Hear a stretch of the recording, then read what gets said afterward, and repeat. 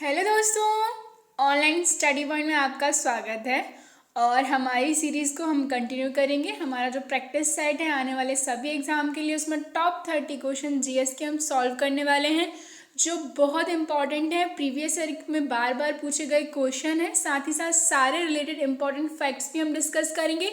So video बहुत important है, साथ ही साथ बहुत इंटरेस्टिंग भी है। इसको ज़्यादा से ज़्यादा लाइक करें, शेयर करें, चैनल को सब्सक्राइब करें और आप हमारा टेलीग्राम ग्रुप ज्वाइन कर सकते हैं डेली अपडेट्स के लिए।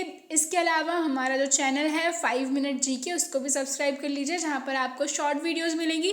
साथ ही साथ सबसे इम्पॉर्टेंट, हमारा जो online study point mobile app है वो भी लॉन्च हो चुका है, जो आपके सभी एग्ज़ाम की प्रिपरेशन में आपको बहुत हेल्प करेगा, जिसमें आपको free PDFs, audio revision, video सब कुछ एक ही जगह मिल जाएगा। बहुत सिंपल है, डिस्क्रिप्शन में लिंक है, जा करके डाउनलोड कीजिए। हम देखते हैं हमारा पहला क्वेश्चन।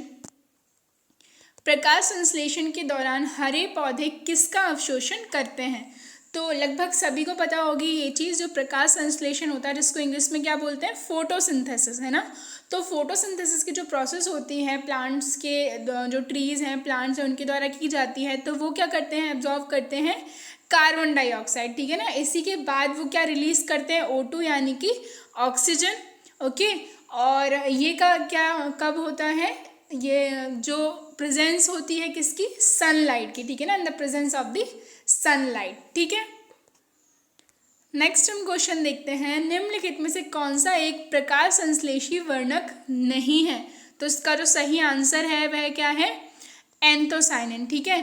पर्णहरित हम बात करें, क्लोरोफिल जो है इंपॉर्टेंट होता है प्रकाश संश्लेषण के लिए, ठीक है। इसके बाद ये तीनों ही जो हैं, फाइकोबिलिन और कैरोटीनॉइड, तीनों ही इंपॉर्टेंट है किसके लिए, फोटोसिंथेसिस के लिए। लेकिन जो आपका एंथोसाइनिन होता है ये कहीं से रिलेटेड नहीं है, कहाँ से, फोटोसिंथेसिस से, ठीक है। तो ये देख सकते हैं आप, यही चीज़ एक्सप्लेनेशन में लिखी हुई है। हम बढ़ते हैं आगे।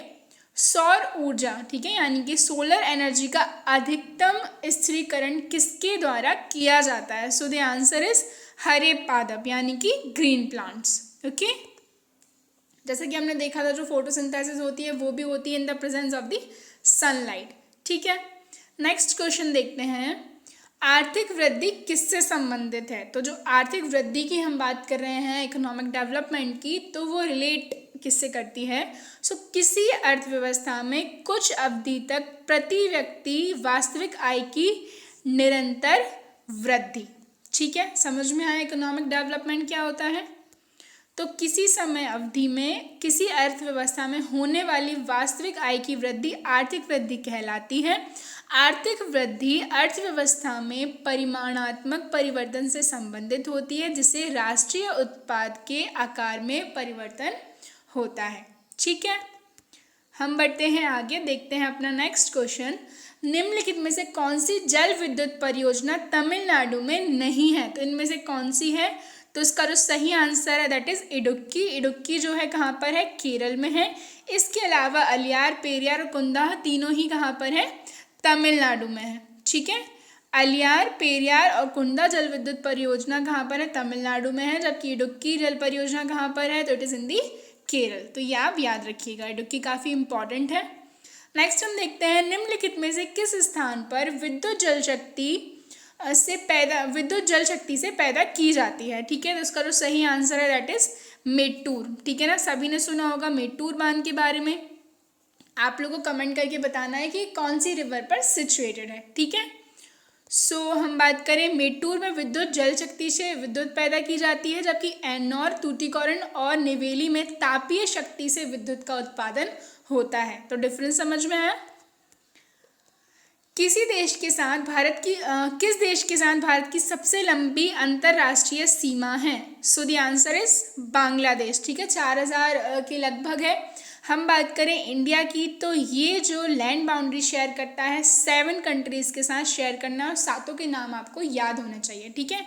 तो सबसे पहले है पाकिस्तान, फिर है अफगानिस्तान, ठीक है, फिर है चाइना, फिर नेपाल, फिर भूटान, फिर बांग्लादेश और फिर म्यांमार। ये 7 कंट्रीज़ हैं जिनके साथ इंडिया की बाउंड्री शेयर होती है। सबसे लंबी बाउंड्री है बांग्लादेश के साथ और सबसे छोटी जो है वो है अफगानिस्तान के साथ, ठीक है। देखिए मैंने कहा था 4000, तो 4096.7 किलोमीटर लंबी है, ठीक है। और इसके बाद कौन कौन से जो स्टेट हैं जो इसको स्पर्श करते हैं, तो त्रिपुरा, मिजोरम, असम, मेघालय एवं पश्चिम बंगाल। ओके।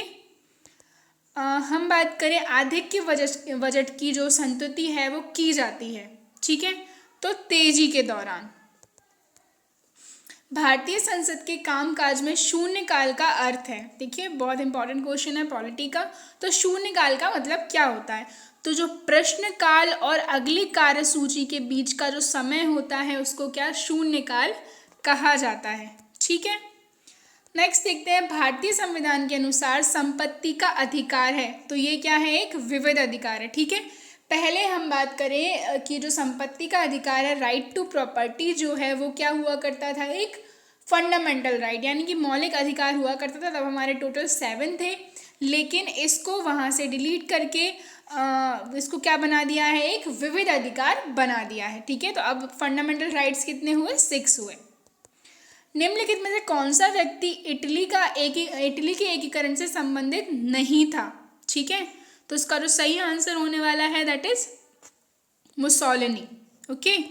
हम देखते हैं इटली के एकीकरण का श्रेय मैज़नी, काउंट कीवोर और गेरिबाल्डी को दिया जाता है। इटली के एकीकरण का जनक जोसेफ मैज़नी को माना जाता है और मुसोलिनी इटली से संबंधित नहीं था, ठीक है। द्वितीय विश्व युद्ध के दौरान जापान के किन शहरों में परमाणु बम गिराए गए थे, द मोस्ट इंपॉर्टेंट क्वेश्चन, ठीक है, सभी को पता होगा। सो हिरोशिमा और नागासाकी, ठीक है, 6 अगस्त 1945 और 9 अगस्त 1945, ठीक है, सेकेंड वर्ल्ड वॉर जब चल रहा था। तो हिरोशिमा और नागासाकी इन दोनों पर जो Fat Man, little boy and Fat Man दोनों जो न्यूक्लियर बॉम्ब है वो गिराए गए थे, ठीक है, यूएसए के द्वारा।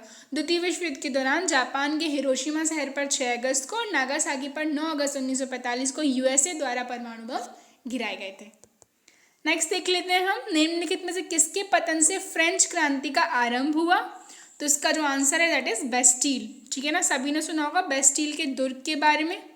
तो ये 1789 में जो है लोगों के द्वारा इसको पूरा डिवास्टेटेड कर दिया गया और वहीं से फ्रेंच रेवोल्यूशन स्टार्ट हुआ। रूसी क्रांति किस वर्ष स्टार्ट हुई, किस वर्ष शुरू हुई, तो आंसर है इसका 1917 यानी कि रशियन रेवोल्यूशन।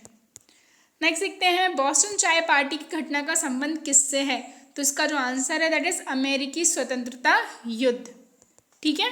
बॉस्टन चाय पार्टी की घटना अमेरिकी स्वतंत्रता युद्ध के दौरान 16 दिसंबर 1773 को हुई थी। किस संधि से प्रथम विश्व युद्ध समाप्त हुआ था, बहुत इंपॉर्टेंट है, तो जो वर्सलीज की संधि थी, ठीक है ना, इसी के बाद जो है प्रथम विश्व युद्ध समाप्त हुआ था, ठीक है। बहुत इंटरेस्टिंग है, अगर आप फर्स्ट वर्ल्ड वॉर और सेकेंड वर्ल्ड वॉर के बारे में पढ़ेंगे तो बहुत अच्छे से आपको वो टॉपिक समझ में आएगा, काफ़ी इजी है। मौलिक अधिकारों पर यथोचित प्रतिबंध कौन लगा सकता है, तो इसका जो सही आंसर है दैट इज संसद यानी कि पार्लियामेंट।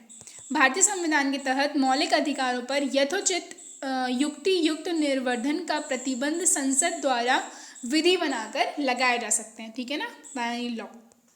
रामकृष्ण मिशन की स्थापना किसने की, सो the answer is Swami Vivekananda ने, ठीक है, इनके गुरु थे। अंग्रेजों ने भारत में अंग्रेजी शिक्षा का माध्यम कब बनाया, तो इसका जो सही आंसर है दैट इज 1835 को, ठीक है। अंग्रेजों ने, हम बात करें अंग्रेजों ने भारत में अंग्रेजी शिक्षा का माध्यम 1835, ठीक है, 1835 ईस्वी में बनाया था। भारत में अंग्रेजी शिक्षा का माध्यम बनाने में लॉर्ड मैकाले का महत्वपूर्ण योगदान रहा था, ठीक है। बुनियादी शिक्षा का विचार सबसे पहले किसने प्रस्तुत किया था, तो इसका जो सही आंसर है दैट इज महात्मा गांधी, ठीक है, जो हमारे फादर ऑफ नेशन है, उन्हीं के द्वारा। निम्नलिखित में से किसे भारतीय पुनर्जागरण का जनक माना जाता है, सो the answer is Raja Rammohan Roy, जिनको मॉडर्न मैन ऑफ इंडिया भी बोला जाता है, ठीक है गाइस।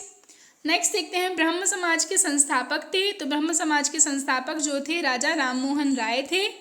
राजा राममोहन राय भारत में सामाजिक सुधार आंदोलन के अग्रणी थे। इन्होंने ही सती प्रथा, पर्दा प्रथा, बाल विवाह का विरोध किया था और इनका अंत किया था। उन्होंने ब्रह्म समाज की स्थापना 1828 ईस्वी में की थी, ठीक है।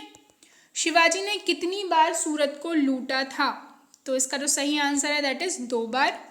कब, तो हम बात करें, इन्होंने जो है पहली बार लूटा था 1664 में और दूसरी बार 1670 में, ठीक है, फरवरी 1664 और अक्टूबर 1670, ठीक है। इनका जो टाइम पीरियड है शिवाजी का वो देख सकते हैं आप।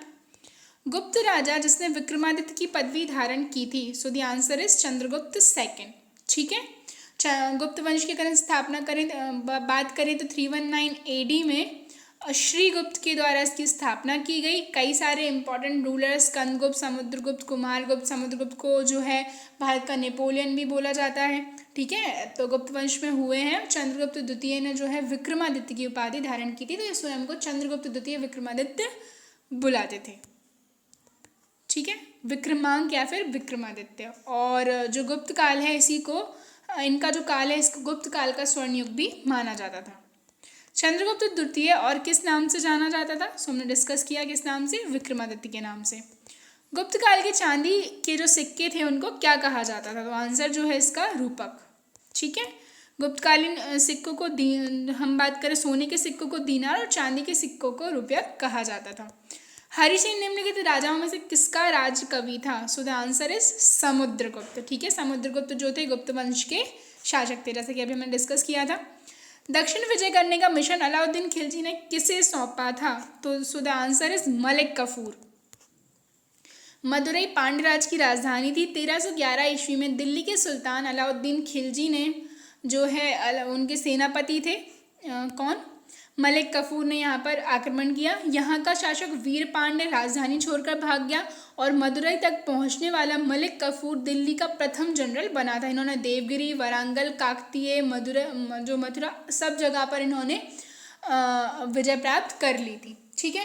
और खिलजी वंश की अगर हम बात कर लें तो जलालुद्दीन खिलजी के द्वारा स्थापना की गई थी सन 1290 में। 1320 तक ये रहे हैं। सबसे कम टाइम के लिए जो डायनेस्टी रूल की थी दिल्ली सल्तनत में, वो कौन सी थी, खिलजी डायनेस्टी, ठीक है। नेक्स्ट हम देखते हैं बाजार विनियमन प्रणाली जो है आरंभ की गई थी, तो इसका जो सही आंसर है दैट इज अलाउद्दीन खिलजी के द्वारा, ठीक है। बाजार विनिमय प्रणाली अलाउद्दीन खिलजी द्वारा आरंभ की गई थी। अलाउद्दीन खिलजी के बाजार नियंत्रण की जो पूरी व्यवस्था का संचालन है उसे दीवाने रियासत नाम का अधिकारी देखता था, ठीक है। शहनाई, दीवाने वजीरत, शहनाई मंडी, कई सारे डिपार्टमेंट जो है इन्होंने बनाए थे। नेक्स्ट देखते हैं वह सुल्तान कौन था जिसने खलीफा के अधिकार को मानने से इनकार कर दिया था, तो ये भी कौन थे, अलाउद्दीन खिलजी ही थे, ठीक है। अलाउद्दीन खिलजी ने खलीफा के अधिकारों को मानने से इनकार कर दिया था। सो गाइस, ये हमारी आज की वीडियो थी। आई होप वीडियो आपको पसंद आई हो, तो इसको ज़्यादा से ज़्यादा लाइक करें, शेयर करें, चैनल को सब्सक्राइब करें। Thank you.